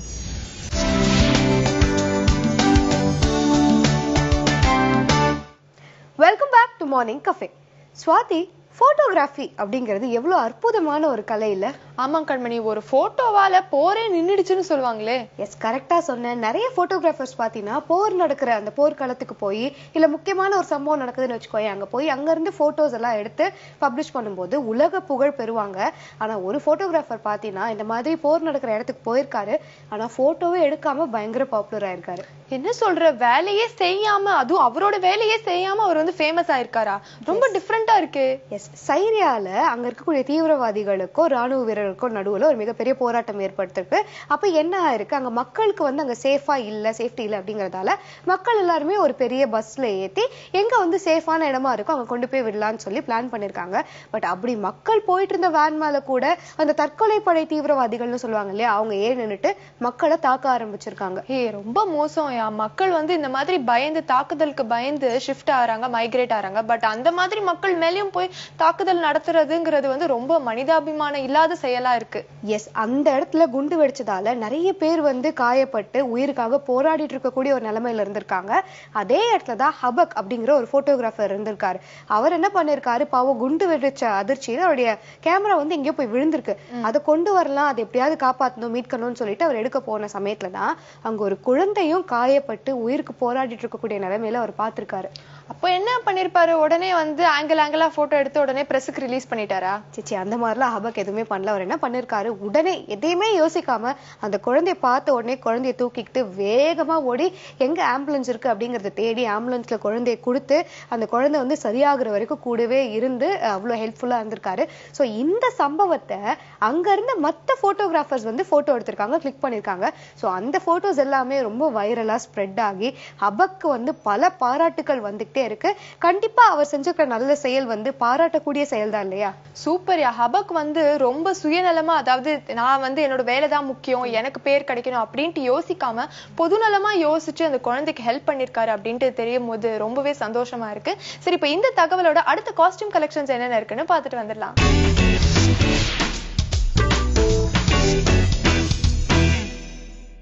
Good morning and welcome to the dress shop Kasturibai Nagar, Adyar. Customized bridal costumes எல்லாமே பார்த்துட்டு இருக்கோம். இதில் miss ஆன லெஹங்கா நம்ம வந்து என்ன இதில் புதுசாக டிஃப்ரெண்ட்டாக காட்ட போகிறாங்க அப்படின்னு பார்ப்பீங்க நீங்கள் எல்லாருமே. இதில் ரொம்ப சட்டிலாக ரொம்ப இன்னோவேட்டிவாக ஒர்க் பண்ணியிருக்காங்க. வேற நீங்கள் உங்களுக்கு எங்கேயுமே கண்டிப்பாக இந்த மாதிரி கலெக்ஷன்ஸ் கிடைக்கவே கிடைக்காது. ஸோ அதில் பெஸ்ட் சில கலெக்ஷன்ஸை நம்ம பார்க்கலாம். ஃபர்ஸ்ட் நம்ம பார்க்க போகிறது I'm saving very last piece as a best for you. So first நம்ம பார்க்க போகிறது வந்து ரா சில்கில் எம்ப்ராய்ட் பண்ண ஒரு லெஹங்கா ஸ்கர்ட் பார்க்குறோம். பேரட் உடைய ஒர்க் பாருங்களேன், எவ்வளோ ப்ரிட்டியாக இருக்குது. பார்க்கும்போது இட்ஸ் லைக் எம்போஸ்ட் ஒன் மாதிரி இருக்குது. ஆஸ் இன் இது வந்து எம்ப்ராய்டரி மாதிரி இல்லை, கிட்ட எவ்வளோ பார்த்தா தான் நமக்கு வந்து தெரியும், அவ்வளோ குவாலிட்டியாக இருக்குது work. Stunned by this boutiques work. So அந்த மின்ட் க்ரீனில் always mint green and pink வந்து இப்போது ட்ரெண்டில் நமக்கு காம்பினேஷன்ஸ் இருக்குல்ல. ஸோ கொஞ்சம் ப்ரைட்டாகவும் இருக்கும், சட்டிலாகவும் இருக்கும். அந்த மாதிரி இந்த பொட்டிக்கோடைய ஸ்பெஷாலிட்டி அதான் நினைக்கிறேன். Vibrant and subtle is equal to the dress shop. அப்படி சூப்பர் ப்ரிட்டியாக இருக்குது. இது வந்து ஷால். இதுக்கு பிளவுஸ் வந்து லெஹங்கால இவங்களுடைய பிளவுஸ் எல்லாமே செமி ஸ்டிச்சாக இவங்க கிட்ட இருக்கு. ஸோ நம்மளுடைய சைஸ்க்கு ஏற்ற மாதிரி அவங்க நமக்கு ஸ்டிச் பண்ணி கொடுப்பாங்க. ஸோ நெக்ஸ்ட் நம்ம பார்க்க போகிறது வந்து வெல்வெட்ல. காட் எல்லாமே செம்ம ஹெவியாக இருக்கு. ஸோ வெல்வெட்டே நமக்கு கிராண்டாக இருக்கும். அதில் வந்து கீழே அந்த எம்ப்ராய்டரி ஒர்க் பார்த்தீங்கன்னா தேர் ட்ரெடிஷ்னலாக இவங்க கிட்ட. அதில் வந்து நம்ம பேரட் பார்த்தோம்ல, இதில் வந்து தேர் இருக்குது. எவ்வளோ அழகாக டிசைன் பண்ணியிருக்காங்க, ரொம்ப ப்ரிட்டியாக இருக்குது. ட்ரெடிஷ்னலாகவும் இருக்குது, நமக்கு ஏற்ற மாதிரி அழகாக லெஹங்கா செட்டும் கிடச்சிடும். So parents will be very happy இந்த மாதிரி ஒரு பொட்டிக்கை பார்த்த உடனே நினைக்கிறேன். ஸோ இதனுடைய செமி ஸ்டிச் ப்ளவுஸ், இது வந்து ஷால். இதனுடைய செமி ஸ்டிச் ப்ளவுஸ் நான் உங்களுக்கு இப்போ காமிக்கிறேன். இதனுடைய செமி ஸ்டிச் ப்ளவுஸ் பார்த்தீங்கன்னா இதில் தான் வந்து இவங்களுடைய குவாலிட்டியை நான் வந்து ஃபுல்லாக தெரிஞ்சுக்கிட்டேன். சரி, இது வந்து நெக் ஃபுல்லாக எம்ப்ராய்ட் பண்ணியிருக்காங்கல்ல. யூஸ்வலாக நம்ம வந்து இந்த மாதிரி ஒரு எம்ப்ராய்டரி செட் எடுத்தோம்னா ஸ்டிச் பண்ண நம்ம ஒரு கனவுல வந்து அவங்க கிட்ட கொடுத்துருவோம் ஸ்டிச் பண்ணுறதுக்கு. அப்புறம் அது அவுட்புட் பார்த்தோன்னா நம்ம கொஞ்சம் டென்ஷன் ஆகிடுவோம். அது ஏன் அப்படின்றத இப்போ தான் நான் புரிஞ்சுக்கிட்டேன். சரி, இந்த எம்ப்ராய்டரி ஒர்க் யூஸ்வலாக எப்படி இருக்கும்னா ஃபுல்லாக நமக்கு எம்ப்ராய்டரி இருக்கும். அண்ட் ஆஸ் யூஸ்வல் இந்த மாதிரி இது வந்து ஸ்லீவ் போர்ஷன், அப்புறம் இது வந்து பின்னாடி நெக்கினுடைய பேக் சைடு. அப்படி நம்ம வந்து இந்த மாதிரி செமி ஸ்டிச் பிளவுஸும் நம்ம பார்த்துருக்கோம். இவங்க வந்து இவங்களே தைக்கிறதுனால இவங்களுக்கு அதனுடைய கஷ்ட நஷ்டம்லாம் நல்லா தெரிஞ்சிருக்கு. இந்த மாதிரி டாட் ஒர்க் இருக்குல்ல, இது ஏன் இந்த டாட் லைன் இருக்குன்னா இந்த மாதிரி ஸ்டிச் பண்ணும்போது இது ரன்னிங்ல இவங்களுக்கு வந்து தெரியும். ஸோ அப்போதான் ஷேப் கிடைக்கும். இது எல்லாமே ஒர்க் பண்ணியிருக்காங்க. நம்மளை எவ்வளோ அழகாக வந்து இன்னுமே எலிவேட் பண்ணி காமிக்கணும் அப்படிங்கிறது வந்து அவங்களுக்கு ரொம்ப நல்லா தெரிஞ்சிருக்கு. ஸோ நான் வந்து ஃபர்ஸ்ட் இதை பார்த்தோன்னே என்ன நினச்சேன், யூஸ்வலாக பின்னாடி நெக்கு ஸ்லீவ் இப்படி இருக்கும் நம்மளுடைய மெட்டீரியல், ரன்னிங் மெட்டீரியலை பார்க்கும்போது. இதே இப்படி இருக்குன்னு எனக்கு ஒன்றுமே புரியல. அப்புறம் அவங்க சொன்னாங்க. ஸோ இதுதான் இன்னொரு ப்ளஸ் பாயிண்ட் இவங்களுடைய இந்த பொட்டிக்லன்னு நினைக்கிறேன். ஸோ நம்ம ஷேப் கெட்டு போயிடாமல் ரொம்ப ப்ரிட்டியாக நம்மளை ரொம்ப ஒரு ஹீரோயின் ரேஞ்சு காமிச்சிக்கணும்னா இந்த மாதிரி இவ்வளோ ஒர்க் இருக்குது அதில். ஸோ ரொம்ப சின்ன சின்ன விஷயத்துலையும் கான்சென்ட்ரேட் பண்ணி ஒர்க் பண்ணுறாங்க. அண்ட் பிளவுஸ் வித் லஷ்கன்ஸ். ஸோ நெக்ஸ்ட் வந்து செம்ம. இது வந்து இப்போ நம்ம இவ்வளோ நேரம் பார்த்த ஸ்கர்ட் வந்து ஹாஃப் ஒர்க், அதாவது இங்கே ஒர்க் பண்ணியிருப்பாங்க, அதுக்கப்புறமா கொஞ்சம் அப்படியே கீழே ஒர்க் பண்ணிருப்பாங்க. இது வந்து ஃபுல்லாக ஒர்க் பண்ணிருக்காங்க. மின்ட் கிரீன் செம்மையா இருக்குல்ல ஒர்க்கு. ஸோ யூஸ்வலாக எனக்கு இந்த பீட் ஒர்க் அவ்வளோ பிடிக்காது. பட் இந்த மாதிரி குவாலிட்டியான ஸ்டஃப் வந்து பார்க்கும்போது ஒரு வாட்டி நம்மளும் வாங்கி போடலாம் அப்படின்ற ஒரு ஆசை இருக்கு. ரொம்ப நல்ல கலர் காம்பினேஷன்ஸ் எல்லாமே புதுசாக இருக்கு, குவாலிட்டியாக இருக்கு. எம்ப்ராய்டரி ஒர்க்லாம் saving the best for last உங்களுக்கு நான் காமிக்க போறேன். Oh my God. ஸோ இது வந்து என்னுடைய பிடிச்ச பீஸ் இந்த பொட்டிக்கில். கிராண்டாகவும் இருக்கு, அதே நேரத்தில் கலர் வந்து மேட் ஃபினிஷ் சட்டிலாகவும் இருக்கு. Colour combination even though it's a candy pink இருந்தாலும் அதை எப்படி வந்து எமல்சிஃபை பண்ணுறது, இன்னொரு கலர் ஆட் பண்ணின்றது வந்து இங்கே தான் கற்றுக்கணும். ரொம்ப ப்ரிட்டியாக இருக்கு எம்ப்ராய்டரி.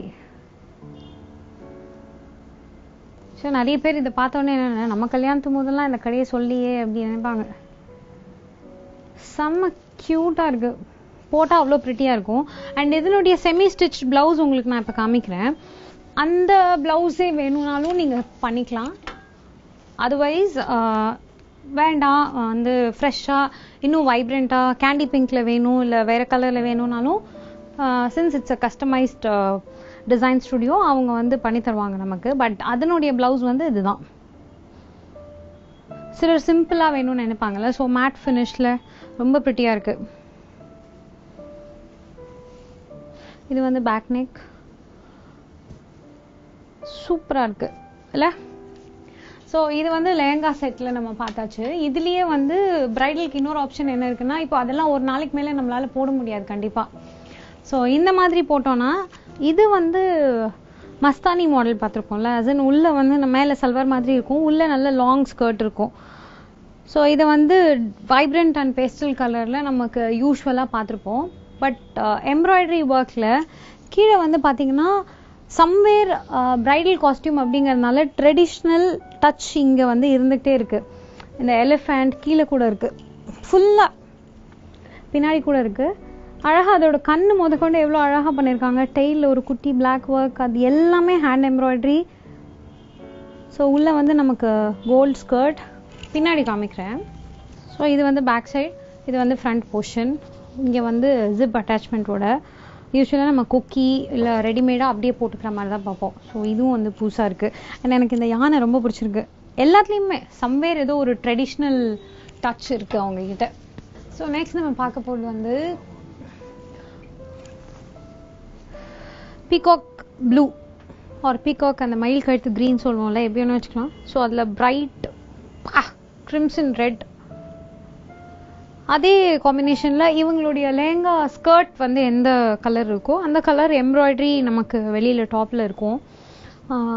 ஸோ இது எல்லாமே பார்த்தோம்ல ஒரு மாதிரி கோல்டு, ஒரு காப்பர் ஃபினிஷ் கோல்டு. அது சூப்பர் பளீர்னு இல்லாமல் ரொம்ப அழகாக இருக்குது அந்த கோல்டு.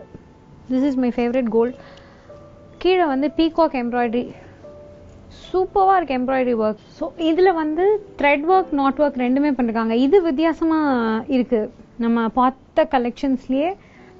இது ரொம்ப ப்ரிட்டியாக இருக்குது. இது எல்லாமே பண்ணுறதுக்கு ஒரு மேக்ஸிமம் 25 to 27 days எடுக்குது அப்படின்னு சொன்னாங்க. அதனால தான் ஆக்சுவலாக இது வந்து கொஞ்சம் காஸ்ட்லியர் சைடில் இருக்குது. பட் இவங்க கிட்ட பார்த்தோன்னா ஆல்மோஸ்ட் ஒரு 30, 35, 37 அந்த ரேஞ்ச்லேயே கம்ப்ளீட் கிராண்டியர் கலெக்ஷன்ஸ் நமக்கு கிடைக்குது. ஓவர் ப்ரைஸிங்கே இல்லை. ஒர்க்கோட சேர்ந்து இந்த பொட்டிக்கில் எனக்கு பிடிச்ச விஷயம் வந்து நோ ஓவர் ப்ரைஸிங். ஸோ இதனுடைய பேக் போர்ஷன் வந்து சிம்பிள், பட் இங்கே மட்டும் ஒரு பெல்ட் கண்டினியூட்டி இருக்குது. இன்னொரு விஷயம் என்ன சொல்லணும்னு நினச்சேன்னா இந்த பொட்டிக் பற்றி, நம்ம இப்போ இவ்வளோ ஹெவியான காஸ்டியூம்ஸ் திரும்பி யூஸ் பண்ண மாட்டோம். ஸோ இதை வந்து ரீடிசைன் பண்ணி நமக்கு இவங்களே கொடுப்பாங்க. எந்தெந்த காஸ்டியூம்ஸ் ரீடிசைன் பண்ணிக்க முடியுன்றதை நம்ம வந்து கஸ்டமைஸ் பண்ணும்போது அவங்க கிட்ட கேட்டால் அவங்களே சொல்லுவாங்க.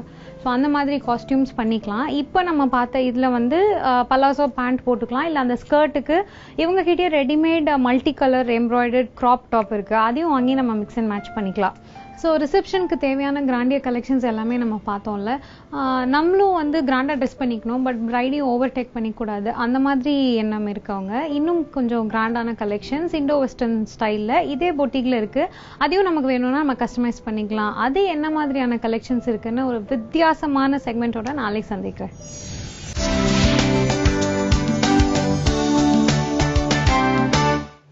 Welcome back to morning cafe.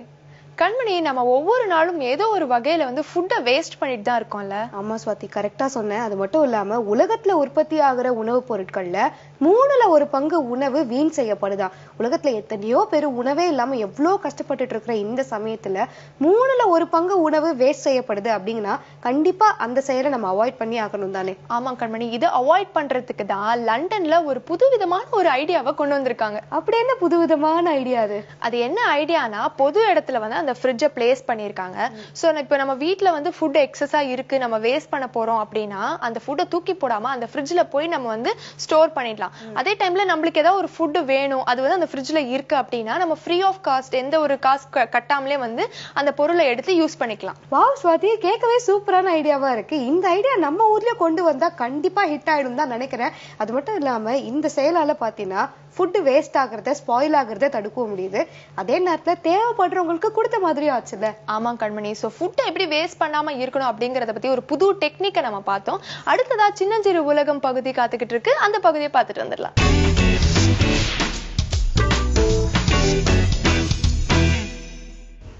வணக்கம் நேர்களே. சம்மர் லீவ் வந்துருச்சு. நிறைய பெற்றோர்களுக்கு என்ன பண்றதுன்னு தெரியாது. கிட்டத்தட்ட பார்த்தீங்கன்னா எந்த கிளாஸில் சேர்த்தலாம், எங்கே அனுப்பலாம், என்ன பண்ணலாம் அப்படின்ற அளவில் நம்ம எல்லாமே வந்து ஒரு குழப்பத்தில் இருக்கோம். நம்மலாம் சின்ன வயசில் இருக்கும்போது திடீர்னு எல்லாருமா சேர்ந்து இன்னொருத்தர் வீட்டுக்கு போய் தங்குவோம். இப்போ வந்து அந்த மாதிரி பழக்கங்களும் வந்து ரொம்பவே குறைவாயிடுச்சு. ஸோ என்ன மாதிரி கிளாஸ் சேர்த்தலாம், குழந்தைங்களோட என்ன செய்யலாம்னு நம்மளுக்கு வந்து தெரியாமல் இருக்குது. இதில் வந்து ஃபர்ஸ்ட்டு சம்மர் வந்துருச்சு அப்படின்னாலே குழந்தைக்கு வந்து டயட்டில் ஒரு சில மாற்றங்கள் நீங்கள் கண்டிப்பாக கொண்டு வரணும். பழ வகைகள், வைட்டமின்ஸ் கொஞ்சம் அதிகமாக எடுக்கணும். ரெண்டாவது அவங்க வந்து தண்ணி நிறையா குடிக்கணும். ஸ்பெஷலாக ஹீட் அதிகமாக இருக்கிறதுனால அந்த ஹைட்ரேஷன் அப்படின்றது, அவங்க வீட்டுக்குள்ளே இருந்தாங்கன்னா ஒரு சில சமயம் நம்ம வந்து தண்ணி குடிக்க வைக்கிறது வந்து மறந்துடுறோம். வெளியே விளையாடக்கூடிய குழந்தை தானாக வந்து தண்ணி குடிச்சிரும். ஆனா வீட்டுக்குள்ள இருக்கிற குழந்தைக்கும் வந்து அதே லெவல்ல டீஹைட்ரேஷன் இருக்கலாம் அப்படிங்கிறது நம்ம புரிஞ்சுக்கணும். ஸோ அதனால அந்த ஹைட்ரேஷன் அப்படிங்கிறது வெறும் தண்ணியா கொடுக்காதீங்க, இளநீரா கொடுக்கலாம். நேச்சுரல் ஃபார்ம்ஸ்ல ஃப்ரூட்ஸ், பழ வகைகள்ல ஃப்ரூட் ஜூஸா கூட நீங்க கொடுக்கலாம். உப்பு சர்க்கரை ரெண்டுமே சேர்ந்து கொடுக்கணும். ஏன் அப்படின்னா அந்த எலக்ட்ரோலைட்ஸ், ஸ்வெட்ல வந்து எலக்ட்ரோலைட்ஸ் அப்படிங்கிறது வெளியே போயிடும். இதெல்லாம் குறைவா இருந்தாலும் கவன சிதறலுக்கு இது வந்து முக்கியமான காரணம் ஆயிடும். ஸோ அதனால அந்த மாதிரி நீங்க வந்து ஃபர்ஸ்ட் டயட்ல மாற்றங்கள் கொண்டு வரது இது. ரெண்டாவது விஷயம், சம்மர்ல வந்து கிளாஸஸ் அனுப்புறது அப்படிங்கிறது இப்போ ஒரு ரொம்ப பெரிய ஒரு ஹேபிட் ஆயிடுச்சு, ஒரு ஃபேன்சி ஆயிடுச்சு, நம்ம பண்ணணும் அப்படின்ற அளவுக்கு ஆயிடுச்சு. உங்களால வந்து அதை அஃபோர்ட் பண்ண முடியல, அனுப்ப முடியலன்னா கூட பரவாயில்ல. குழந்தைக்கு வந்து சம்மர் டைம்ல கண்டிப்பா ஸ்போர்ட்ஸ் கத்துக்கிறதுக்கு உண்டான வாய்ப்புகள் ஏற்படுத்தி கொடுங்க. ஏன்னா நம்ம ஸ்போர்ட்ஸ் அப்படின்னு கத்துக்கும் போது இது வந்து உடல் ரீதியா அவங்களுக்கு ஆரோக்கியத்தை கொடுக்கும். ரெண்டாவது மன ரீதியா நரம்பு எண்களை வந்து ஜாயின் பண்ணி சினாப்சஸ் அப்படின்னு பிரெயின் ஃபார்ம் பண்றதுக்கு ரொம்பவே முக்கியமான ஒரு ஆக்டிவிட்டி ஆகும் இது. மூணாவது விஷயம், ஸ்போர்ட்ஸ் கத்துக்கும் போது அவங்களுக்கு வந்து சுய சிந்தனையும் வளரும். ரெண்டாவது ரொம்ப முக்கியமான விஷயம், மற்றவங்களோட அட்ஜஸ்ட் ஆகிறது, ஜெயிக்கிறது தோக்குறது, இது ரெண்டுத்தையுமே வந்து அக்செப்ட் பண்ணக்கூடிய கெப்பாசிட்டி வந்து டெவலப் ஆகும். இன்னொன்னு, சம்மர் லீவ் 1 மாசம் 1.5 மாசம் அந்த மாதிரி மோஸ்ட் ஸ்கூல்ஸ்ல இருக்கு. இதுக்குள்ள அந்த பழக்கம் செட் ஆயிடுச்சுன்னா குழந்தைங்களுக்கு திறமை இருக்கா இல்லையான்றதும் நம்மளுக்கு தெரியும். அதை வந்து தொடர்ந்து ஸ்கூல் திறந்ததுக்கு அப்புறம் கூட ஒரு ஆக்டிவிட்டியா ஹாபியா நீங்க வந்து டெவலப் பண்ணி கொடுக்கலாம். என்ன மாதிரி ஸ்போர்ட்ஸ் கொடுக்கலாம் அப்படின்னா, ஃபர்ஸ்ட் ஆஃப் ஆல் நீங்க வந்து 5 வயசுக்கு முன்னால ஸ்போர்ட்ஸ் கொடுக்காதீங்க. குழந்தை கையை இப்படி வச்சுச்சுன்னா என்ன சைஸோ ஹார்ட் அந்த அளவு தான் அவங்களுக்கு. அதனால அது வந்து ஃபுல் வளர்ச்சி அடைகிற வரைக்கும் நீங்க அவசரப்பட்டு ஸ்போர்ட்ஸ்ல போட்டீங்க அப்படின்னா அவங்களால அதை வந்து ஹேண்டில் பண்ண முடியாது, ஹெல்த்துக்குமே நல்லது கிடையாது. ஒரு 5 வயசுக்கு மேல சிம்பிளா வெளியே ஓடி விளையாடுறது, பேசிக் ஃபிட்னஸ் பண்றது, இதெல்லாம் நீங்க வந்து கொடுக்கலாம். ஒரு 8 வயசுக்கு மேலதான் ரூல்ஸோட விளையாடக்கூடிய கேம்ஸ் அவங்களால வந்து செய்ய முடியும். நம்ம அதுக்கு முன்னால ரூல்ஸோட கேம்ஸ் கொடுத்தோம் அப்படின்னா தோத்து போகும்போது மற்றவங்களையும் விளையாட விடாம அழுவ ஆரம்பிச்சிருவாங்க. இது நார்மலான விஷயம்தான், இதை வந்து நம்ம பயப்படக்கூடாது. 8 வயசுக்கு மேலதான் ரூல்ஸ் ஃபாலோ பண்ண ஆரம்பிப்பாங்க. ஸோ அந்த டைம்ல தான் நீங்க வந்து ஸ்போர்ட்ஸ் போடணும். டென்னிஸ் போடணுமா, ஸ்குவாஷ் போடணுமா அப்படின்னா ஃபர்ஸ்ட் எப்பவுமே லைட் ராக்கெட் ஸ்போர்ட்ஸ்ன்றது ஸ்டார்ட் பண்ணுங்க.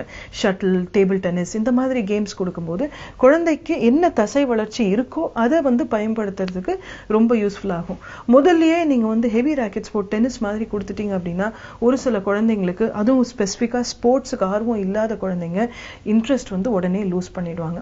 எல்லா குழந்தைங்களும் கிரிக்கெட்னு கேட்பாங்க. ஏன்னா அவங்க வேற கேம் பார்த்தது கிடையாது. நம்ம நினைச்சுக்கிறோம் அவனுக்கு கிரிக்கெட்ல திறமை இருக்கிறதுனால போறான் அப்படின்னு. உண்மையில பாத்தீங்கன்னா நம்ம வீட்லயுமே வந்து நிறைய கிரிக்கெட் பாக்குறதுனால குழந்தைங்க அதை தான் வந்து விருப்பப்படுவாங்க. பட் ரொம்ப சீக்கிரமா கிரிக்கெட் அனுப்பிச்சிட்டிங்கன்னா பவுண்டரியில போய் ஃபீல்டிங் பண்ணிட்டு விளையாட மாட்டாங்க. அவங்களுக்கு அதுல இன்ட்ரெஸ்ட்டுமே இருக்காது. பேட்டிங் பண்ணும்போது மட்டும்தான் இன்ட்ரெஸ்ட் இருக்கும். பட் மற்ற கேம்ஸ் நீங்க எடுத்துக்கிட்டீங்கன்னா எப்பவுமே அவங்க ஃபுல்லா அவங்களோட பாடியை வந்து என்கேஜ் பண்ணி வச்சிருப்பாங்க. ஸோ இந்த இப்போ ஷட்டில் பாத்தீங்கன்னா ஃபுல் டைம் அவங்க விளையாடணும், ஒரு இடத்துல போய் நின்றுட்டு இருக்க முடியாது. ஸோ இந்த மாதிரி நீங்க கேம்ஸ் கொடுக்கும்போது அவங்களோட பாடிக்கும் சரி மைண்டுக்கும் சரி ரொம்ப யூஸ்ஃபுல்லா இருக்கும். ரெண்டாவது விஷயம், ஸ்போர்ட்ஸ்ல அவங்க பாத்தீங்கன்னா இப்போ ஒரு ஷட்டிலேயே அடிக்கிறாங்க அப்படின்னா ஓங்கி அடிச்சா மட்டும் பத்தாது, ஒரு நெட்டுக்கு மேல போகணும், இந்த கட்டத்துக்குள்ள போகணும்னு சொல்லி அவங்களுக்கு வந்து பிரெயினை வந்து ஃபோக்கஸ் பண்றதுக்கு அது ரொம்ப பியூட்டிஃபுல்லான ஒரு ஸ்கில் ஆகும். ஸோ இந்த மாதிரி நீங்க ஸ்போர்ட்ஸ் வந்து டைம் வேஸ்ட்ன்னு என்னைக்குமே நினைக்காதீங்க. ஒரு மெடல் ஜெயிச்சாதான் ஸ்போர்ட்ஸ் அப்படின்னு நினைக்காதீங்க. ஸ்போர்ட்ஸ் அப்படிங்கிறது ஸ்பெசிஃபிக்கா சம்மர்ல நம்ம இறங்கும் போது அந்த குழந்தைக்கு வந்து மூளை அளவுல வந்து பல திறமைகளை வந்து வளர்த்துறதுக்கு அழகான ஒரு அடிப்படையை செட் ஆகும். இது போக நீங்க வந்து ஆர்ட்ஸ் அண்ட் சயின்ஸ்லயும் கண்டிப்பா அவங்களை இன்வால்வ் பண்ணுங்க. எல்லா குழந்தைக்கும் கிராஃப்ட் ஆர்ட்ஸ் வரும்னு நீங்க சொல்ல முடியாது. ஆனா எல்லா குழந்தைக்குள்ளேயும் தன்னை வந்து எக்ஸ்பிரஸ் பண்ணிக்கிறதுக்கு ஒரு மெத்தட் தேடுவாங்க. அதுக்கு ஆர்ட்ஸ் ரொம்ப அழகா இருக்கும். அவங்க எது வரைஞ்சாலும் அது வந்து ஆசைப்பட்டு பாருங்க, பாராட்டுங்கன்னு சொல்லல, ஆசைப்பட்டு பாருங்கன்னு சொல்றேன். ஏன்னா நீங்க எல்லாத்தையும் பாராட்டிட்டீங்கன்னா அடுத்த லெவலுக்கு அவங்க போக மாட்டாங்க. நீங்க ஆசைப்பட்டு ஓ கண்ணு நீ வரைஞ்சிருக்கிறது எனக்கு பிடிச்சிருக்கு அப்படிங்கிற லெவல்ல நீங்க சொல்லும் போது அம்மாக்காக நான் இன்னொன்னு வரையணும் அப்படின்னு ஆசைப்படுவாங்க. வெரி குட், இது சூப்பரா இருக்கு, இது ஃபர்ஸ்ட் பிரைஸ் அப்படின்னு சொல்லிட்டீங்கன்னா அந்த டெக்னிக்கை வந்து அவங்க டெவலப் பண்ணிக்க மாட்டாங்க. நம்ம பாராட்டக்கூடிய வார்த்தைகள் அந்த ஹேபிட்டை வந்து வளர்த்தோம் இல்லைன்னா குறைச்சிரும். ஸோ அதனால அது நீங்க புரிஞ்சுக்கலாம். மியூசிக்ல கண்டிப்பா இன்ட்ரெஸ்ட், மியூசிக் டான்ஸ்ல கண்டிப்பா இன்ட்ரெஸ்ட் கொண்டு வாங்க. ஏன் இந்த 3 ஏரியா சொல்றேன்னா மூளையோட முக்கியமான 3 பகுதிகளை நம்ம இந்த டைம்ல வந்து தூண்டி விடுறதுக்கு வாய்ப்பு இருக்கும். இந்த 3மே நீங்க டெவலப் பண்ணும்போது, இப்போ நீங்க ஆர்ட்ஸ் அண்ட் கிராஃப்ட்ஸ் நீங்க டெவலப் பண்ணும்போது ஸ்பேஷியல் எபிலிட்டி அப்படின்றது டெவலப் ஆகும். உணர்ச்சிகளை வெளிப்படுத்துறதுக்கு உண்டான அந்த இமோஷனல் ஏரியாவும் டெவலப் ஆகும். 3வது ஏரியா கிரியேட்டிவிட்டி. இது 3மே கண்டிப்பா டெவலப் ஆகும். பிளஸ் எக்ஸ்பிரஷன், தனக்கு வந்து வார்த்தையால வந்து எக்ஸ்பிரஸ் பண்ண முடியாத விஷயங்கள் ஆர்ட்ஸ் மூலமா அவங்களால செய்ய முடியும். மியூசிக் வந்து அவங்களோட ரிதம் சென்ஸ், மொழி வளர்ச்சிக்கு ரொம்ப முக்கியமானது. இன்னொன்னு மன அமைதிக்கும் ரொம்ப அவசியமான ஒரு ஸ்கில் ஆகும். ஸோ கோடை காலத்தை வந்து நல்ல அழகா நீங்க வந்து யூஸ் பண்ணிக்கலாம். தயவு செஞ்சு நான் ஹிந்தி கிளாஸ் அனுப்புறேன், ஹேண்ட் ரைட்டிங் கிளாஸ் அனுப்புறேன், மேத்ஸ் கிளாஸ் அனுப்புறேன்னு சொல்லி ஏற்கனவே அவங்க ஸ்கூல்ல படிச்சுட்டு இருக்கிறத இந்த கோடை காலத்துல பண்ணாதீங்க. டோட்டலா வேற திறமைகள் நீங்க வளர்த்த விட்டீங்கன்னா அவங்களோட ஓவரால் பர்சனாலிட்டி டெவலப்மெண்ட்டுக்கு ரொம்ப அழகா இருக்கும். மீண்டும் நம்ம அடுத்த நாளைக்கு சந்திக்கலாம். எனக்கு நம்ம மார்னிங் கஃபேல பார்த்து எல்லா இன்ஃபர்மேஷன்ஸும் சரி, எல்லா நல்ல விஷயங்களும் உங்களுக்கு ரொம்பவே பயனுள்ளதா இருந்திருக்கும்னு நான் நம்புறேன். எஸ், இதே மாதிரி இன்னொரு சுவாரஸ்யமான எபிசோட்ல உங்களை சந்திக்கிறோம். அதுவரை உங்களிடமிருந்து விடைபெறுவது ஸ்வாதிஷ்டா மற்றும் கண்மணி. இது உங்கள் மார்னிங் கஃபே.